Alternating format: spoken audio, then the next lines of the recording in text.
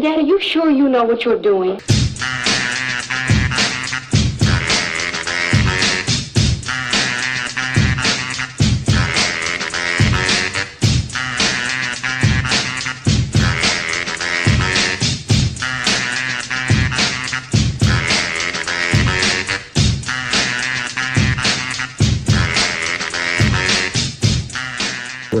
Ready? Yeah. Okay. So we're on the final stages of the Trans Am. As you can see, we got most of the body work done. We had to finish up some of these little small spots in it. We're getting the fine line for the molding that was here, that somebody put here that we took off because we're not supposed to be molding on this car, of course. So these are the final touches. We had to kind of zero up where the mirror goes, so we make sure we get this nice and level. So when the mirror goes back on it, it's not, you don't have a gap between the body work and where the mirror sits. So the top is pretty much done. This is, of course, this is the sail panel here. And there's always a small indentation here from where the factory joins the quarter panel. But we try to make it so it looks like it belongs. I don't like leaving it with a divot in it. I want it nice and round. So this is where we're at. Come around this side. You see, we got most of the body work done. So now we're at the finishing stage, to where as though the next stage is to put some self-etching on it and to actually put a sealer on it. So this is where we're at with that.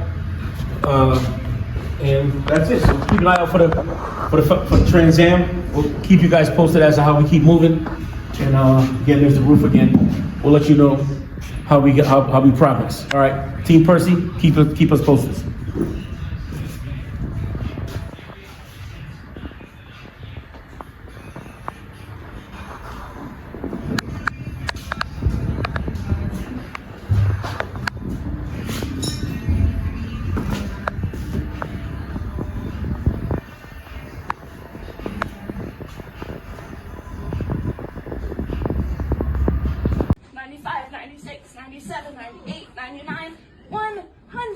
I did it!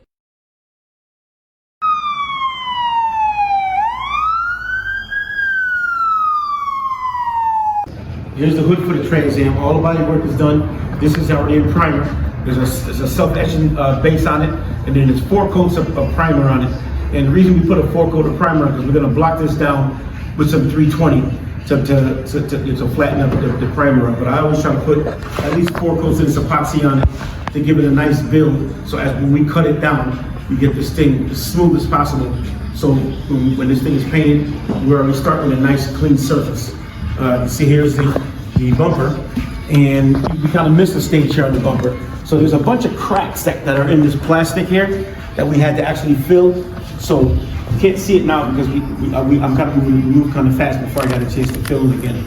So all of the cracks that were in this bumper are all done. The little pinholes, we filled them in as best as we can. So this is almost ready for, again like this, to be wet sanded for the primer. So we'll wet sand this thing, get it flat, and then we'll do another inspection and see if we missed any little pinholes. And then there's a thing called cumby. We'll cumby the pinholes in to make sure they're all good, because again, the object is to get this thing flat as possible. So when this paint goes on, it looks like it came out of the factory, and you don't have any pinholes or divots in it. So there you go. There's another update on the Trans Am. We'll keep you posted as we go along. And the next step is the self-etching and the primer, and we'll get that as we go, so you can see that process as well. Okay, Team Percy.